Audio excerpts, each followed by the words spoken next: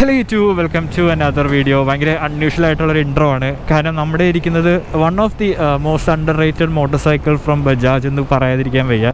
ബജാജ് ഇത് മാത്രമല്ല, ഈ ഒരു സെഗ്മെൻറ്റിൽ തന്നെ one of the under rated motor സൈക്കിളാണ്. അത് മറ്റൊന്നുമല്ല, നമ്മുടെ ബജാജിൻ്റെ ഏറ്റവും ലേറ്റസ്റ്റ് എന്ന് പറയാൻ പറ്റില്ല, നമ്മുടെ N250 ആണ്.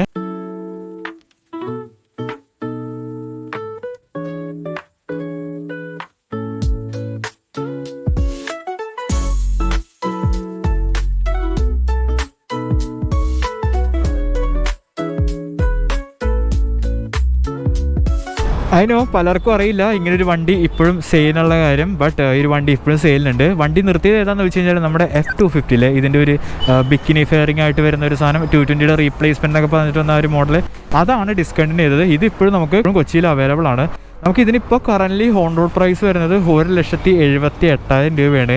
ആ ഒരു പ്രൈസിലുണ്ടല്ലോ, ഈ ഒരു വണ്ടി വേറെ ലീഗാണെന്ന് പറയാതിരിക്കാൻ വയ്യ. കാരണം ലെറ്റ് സ്റ്റാർട്ട് വിത്ത് എൻജിൻ. ആ ഒരു എൻജിൻ വളരെ റിഫൈൻഡ് ആയിട്ടുള്ള ബട്ടർ സ്മൂത്ത് ആയിട്ടുള്ള 249cc air plus oil cooled എൻജിനാണ് വരുന്നത്. 2 വാൽവ് ആണ്, അത് ശ്രദ്ധിക്കുക. പവർ ഔട്ട്പുട്ട് നോക്കുവാണെങ്കിൽ വെരി ഇംപ്രസീവ് 24 ഹോഴ്സ് പവർ ആണ്. ടോർക്ക് നോക്കുവാണെങ്കിൽ 21 Nm ടോർക്ക് ഉണ്ട്. സോ വളരെ ഹെൽത്തി ആയിട്ടുള്ള പവർ ഫിഗേഴ്സ് ആണ് ഈ ഒരു വണ്ടിക്ക് വരുന്നത്. മേറ്റ് 2 5 സ്പീഡ് ഗിയർ ബോക്സ് ആണ്, ശ്രദ്ധിക്കുക. 6 സ്പീഡ് അല്ല. ബട്ട് ശ്രദ്ധിക്കേണ്ട ഒരു കാര്യം, വണ്ടിക്ക് സ്ലിപ്പ് ആൻഡ് അസിസ്റ്റ് ക്ലച്ചും വരുന്നുണ്ട്. നമുക്ക് വേണമെങ്കിൽ ഈ ഒരു ക്ലച്ചിൽ വേണമെങ്കിൽ നമുക്ക് RS200, NS200, RC200, ഡ്യൂക്ക് 200 വേണമെങ്കിൽ റെട്രോഫിറ്റ് ചെയ്യാനായിട്ട് പറ്റും. ഏത് BS3 BS4 മോഡലുകളിലെ അതിനകത്തേക്ക് ഈസിലി റെട്രോഫിറ്റ് ചെയ്യാൻ പറ്റും. പറഞ്ഞ പോലെ വളരെ ഹെൽത്തി ആയിട്ടുള്ള ഫിഗറാണ്. ഈ ഒരു വിലയ്ക്ക് ഈ ഒരു 1.78 24 BHPയും 21 NM ടോർക്കുള്ള വേറൊരു വണ്ടി ഇല്ല എന്ന് വേണം പറയാനായിട്ട്. ഒരു എൻജിൻ വളരെ അടിപൊളി എൻജിനാണ്. ഞാൻ ഓടിച്ചിട്ടുണ്ട് ഇതിന് മുന്നേ. അന്നത്തെ ഒരു ഇവൻറ്റ് ആ ഒരു റൈഡ് റീകോൾ ചെയ്യുകയാണെങ്കിൽ പറയണം, വളരെ ഇമ്പ്രസീവ് ആയിരുന്നു. വളരെ എന്താ പറയുക, തെറിച്ച് എടുത്തെറിയുന്ന രീതിയിലുള്ള പവറൊന്നുമല്ല. ഏറെക്കുറെ നമ്മുടെ 220 അതേ ക്യാരക്ടറാണ്. 220 എന്ന് പറയുമ്പോൾ നമ്മൾ കൈ കൊടുക്കുമ്പോൾ പറന്നു പോണ വണ്ടിയൊന്നുമല്ല. ലൈക്ക് NS200 RS പോലെ ഒരു ജെൻറ്റിലായിട്ട് ഒരു ലീനിയറായിട്ട് പോകുന്ന ഒരു വണ്ടി എന്നാണ് 220 പറയാനുള്ളത്. ആ ഒരു എക്സൈസിങ് ക്യാരക്ടറാണ് നമ്മുടെ N250 വരുന്നത്. പിന്നെ എവിടെയാണ് സ്ട്രെസ് ചെയ്യുന്നത് വെച്ച് കഴിഞ്ഞാൽ, വെൻ യു എന്താ പറയുക, നിങ്ങളൊരു 7,000 അല്ലെങ്കിൽ 8,000 RPM പാസ് ചെയ്യുമ്പോഴത്തേക്കും ആ ഒരു 2 വാൽവിൻ്റെ ഒരു സ്വഭാവം കാണിക്കും. കാരണം ഇതൊരു 4 വാൽവിൻ്റെ ഒരു ഹയർ റബ്ബിങ് ഒരു പെർഫോമൻസ് കാര്യങ്ങളൊന്നും ഇതിൽ കിട്ടില്ല. പിന്നെ വേറെ ടെക്നിക്കൽ കാര്യങ്ങളൊക്കെ നോക്കുവാണെങ്കിൽ വണ്ടിക്ക് ഞാൻ പറഞ്ഞ പോലെ തന്നെ സ്ലിപ്പ് ആൻഡ് അസിസ്റ്റ് ക്ലച്ച് വരുന്നുണ്ട്. നമുക്ക് ABS മോഡ് വരുന്നുണ്ട്, റോഡ് വരുന്നുണ്ട്. നമുക്കിപ്പോൾ തൽക്കാലം റോഡ് മാത്രമേ കാണിക്കുന്നുള്ളൂ. വേറെ മോഡ് എന്തൊക്കെയാണെന്നുള്ളത് ഞാൻ ഇട്ട് കാണിച്ചു തരാം. അതുകൂടാണ്ട് നിങ്ങൾ ശ്രദ്ധിച്ചെന്ന് മനസ്സിലായില്ല, വണ്ടിക്ക് ട്രക്ഷൻ കൺട്രോൾ വരുന്നുണ്ട്. ട്രാക്ഷൻ കൺട്രോളും കാര്യങ്ങളൊക്കെ വരുന്നുണ്ട്. പിന്നെ ടേൺ ബൈ ടേൺ ആവിയേഷൻ കാണിക്കും. പിന്നെ ഡിസ്റ്റൻസ് എംറ്റി, ഒരുപാട് ഫീച്ചറും കാര്യങ്ങളൊക്കെ വണ്ടിക്ക് വരുന്നുണ്ട്. ഈ ഒരു വിലയും കൂടി നിങ്ങളൊന്ന് ആലോചിച്ച് നോക്കുക. അടിപൊളി കൺസോളാണ് കേട്ടോ. ഈ ഒരു റെഡ് തീമിൽ കാണാൻ നല്ല രസമുണ്ട്. ആ ഒരു ബ്ലാക്ക് ബാക്ക്ഗ്രൗണ്ടിൽ ആ ഒരു വൈറ്റ് ലൈറ്റൊക്കെ ആയിട്ട് നല്ല കാണാൻ നല്ല ഭംഗിയൊക്കെ ഉണ്ട്. പിന്നെ എന്നാ പറയുക, വേറെ കാര്യങ്ങളൊക്കെ വരുവാണെങ്കിൽ എക്യുപ്മെൻറ്റ്സ് എടുത്ത് പറയണം. ഫ്രണ്ട് നോക്കുവാണെങ്കിൽ കാണാമല്ലോ, ആ ഒരു LED DRLോട് കൂടിയിട്ടുള്ള പ്രൊജക്ടർ ഹെഡ്ലൈറ്റാണ് വണ്ടിക്ക് വരുന്നത്. വളരെ മാസീവാണ് ഈ ഒരു ഹെഡ് എന്നൊക്കെ പറയാൻ, നിങ്ങൾ ഫോട്ടോയിൽ കാണുന്ന പോലെ വളരെ മാസീവാണ്. പിന്നെ പെയിൻ ക്വാളിറ്റിയൊക്കെ പറയണം, നല്ല രസമുണ്ട്. ഫിറ്റ് ആൻഡ് ഫിനിഷൊക്കെ ആണെങ്കിലും ക്വാളിറ്റിയൊക്കെ ആണെങ്കിലും അടിപൊളിയായിട്ടുണ്ട്. പിന്നെ ഷാമ്പയിൻ ഗോൾഡ് ഫിനിഷിൽ നമുക്കൊരു 37 mm അപ്സൈഡ് ഡൗൺ ഫോർക്ക് വരുന്നുണ്ട്. വളരെ ചങ്കിയായിട്ടുള്ള ഫോർക്കാണ്. താഴെ നോക്കുവാണെങ്കിൽ മാസീവായിട്ടുള്ള 300 mm ഡിസ്ക് കാണാം വിത്ത് ഡ്യുവൽ ചാനൽ ABS. ക്രെമേക്കയുടെ ബ്രേക്സ് ആണ്. ഫ്രണ്ട് ടയർ നോക്കുവാണെങ്കിൽ 110 സെക്ഷൻ്റെ ഫ്രണ്ട് ടയറാണ് വരുന്നത്. പിന്നെ സൈഡിലേക്ക് വരുവാണെങ്കിൽ ആ ഒരു ടാങ്ക് എക്സ്റ്റൻഷൻ കാണാം. വളരെ രസമാണ് കേട്ടോ ഒരു ടാങ്ക് ഇങ്ങനെ വന്നിരിക്കാൻ കാണാനായിട്ട്. ഇപ്പം തന്നെ ഇങ്ങനെ പൾസറിനൊക്കെ ഇത് കാണാം. ഇവരിനകത്ത് മറ്റേ GFNO അങ്ങനെ എന്തോ ടെക്നോളജിയാണ് യൂസ് ചെയ്യുന്നത്. കൃത്യമായിട്ടുള്ള താഴെ ഇടാം. ഒരുപാട് വൈബ്രേഷൻ കാര്യങ്ങളൊന്നും ഇല്ലയെന്നാണ് ബജാജ് പറയുന്നത്. പിന്നെ മൈലേജ് പറയണം, ഈ ഒരു ടാങ്ക് മെറ്റൽ ടാങ്കാണ്, ഇത് പ്ലാസ്റ്റിക് ഒന്നുമല്ല കേട്ടോ. ആണല്ലോ E20 കംപ്ലൈൻ്റ് ആണ്. സോ നിങ്ങൾക്ക് ഇപ്പോഴത്തെ ഫ്യൂലൊക്കെ ഓടിച്ച് കൊണ്ടു നടക്കാനായിട്ട് പറ്റും.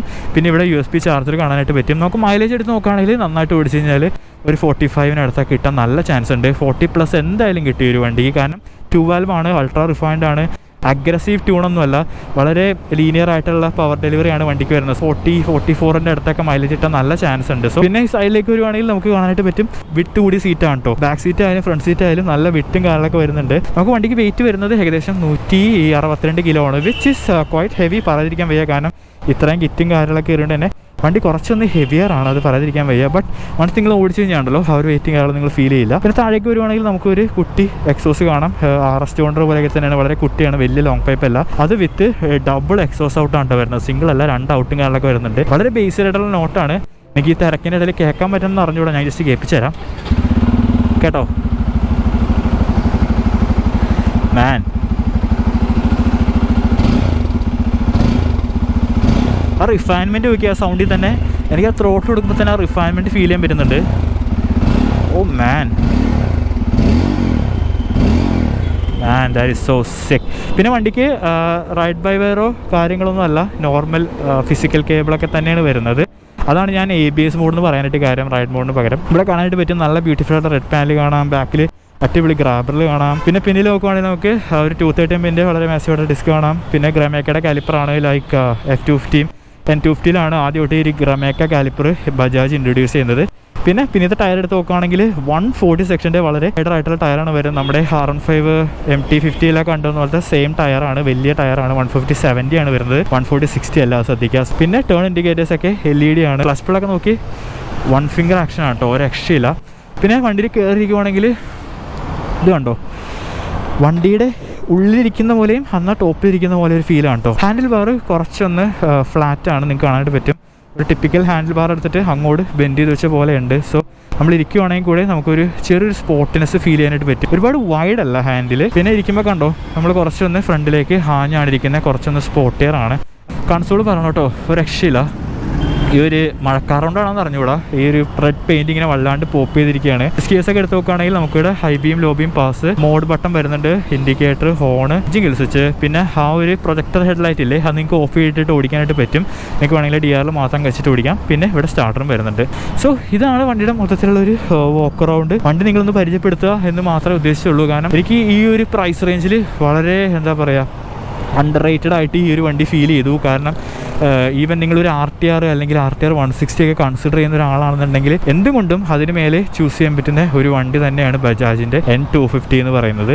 അതല്ല നിങ്ങൾ N160 കൺസിഡർ ചെയ്യുന്നുണ്ട്, ബട്ട് കുറച്ചും കൂടെയൊക്കെ ഒരു പവറും കാര്യങ്ങളൊക്കെ വേണമെന്നുണ്ടെങ്കിൽ എനിക്ക് ഒരു വണ്ടി ചൂസ് ചെയ്യാം. ഐ തിങ്ക് ചെറിയ പ്രൈസ് ഡിഫറൻസേ ഉള്ളൂ N160യും N250യും തമ്മിൽ. പിന്നെ വണ്ടിയുടെ കളേഴ്സ് എത്ര എണ്ണം വരുന്നുണ്ടെന്ന് ഞാൻ സൈഡിൽ ഫോട്ടോ ഇട്ട് കാണിച്ചു തരാം, നിങ്ങളൊന്ന് റെഫർ ചെയ്ത് നോക്കാം. ഓക്കെ.